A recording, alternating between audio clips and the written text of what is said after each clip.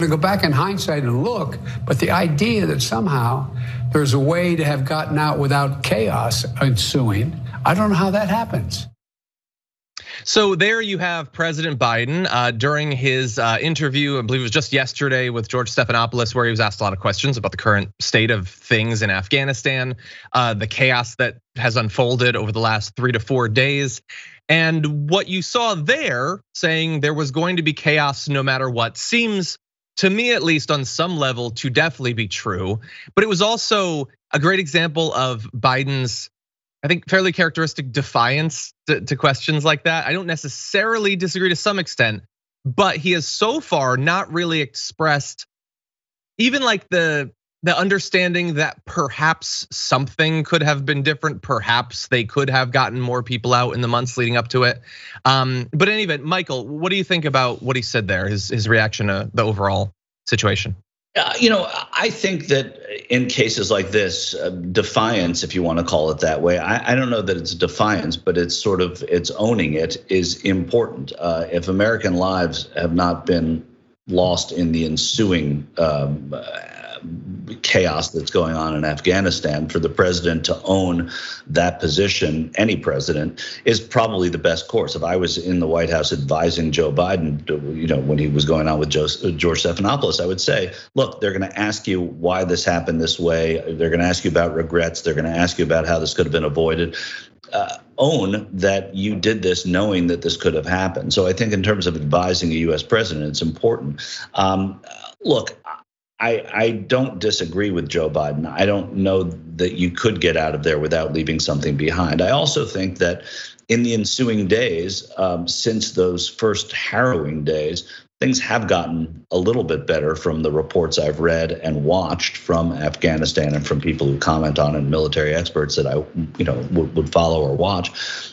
But it was imperfect. The way to avoid that sort of situation getting out is often just not to get in.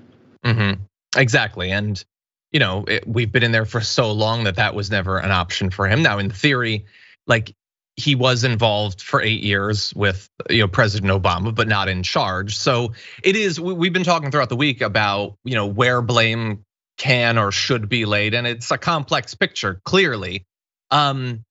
Yeah, I don't know. I'm of two minds really, because I definitely think clearly something in theory could have been done to stop people from literally hanging off of planes and falling to their deaths. The idea that was inevitable seems to me wrong on multiple levels, but we did know that we were leaving at a certain time.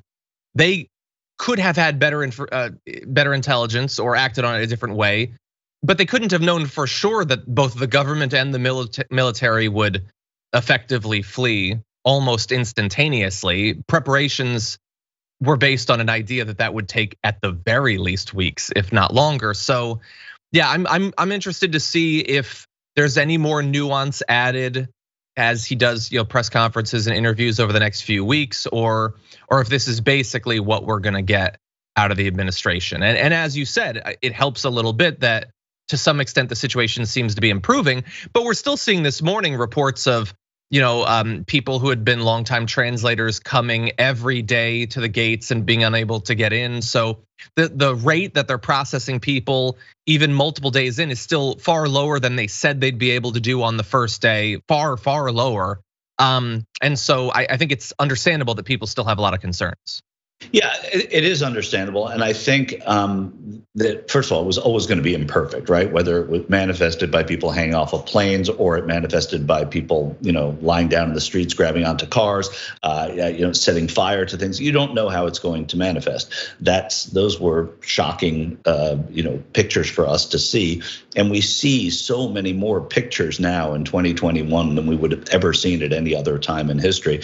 And that also has this sort of, cumulative impact when you watch this stuff. But you also, that you're dealing with, I think, and again, I don't want to give the Taliban any real credit here, right? But if you're dealing with a different flavor of Taliban that is, in fact, facilitating more than they would have at other times, that there may be a way to, in a measured way, that we didn't expect, to get more people out of there in shorter periods of time. I don't know. I mean, that's total conjecture. I'm not an expert on that, but I do sense, even if it's, it's still horrible, and they are still, working on what their record in the past has been.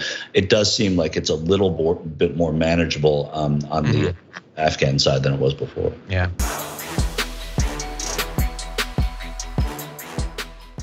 For more political news, breakdowns, interviews, stories of activism, and me trying my hardest to care about the occasional big celebrity news story, subscribe to our YouTube channel at youtube.com/The Damage Report. And you can ring the bell wherever it is so you don't miss anything.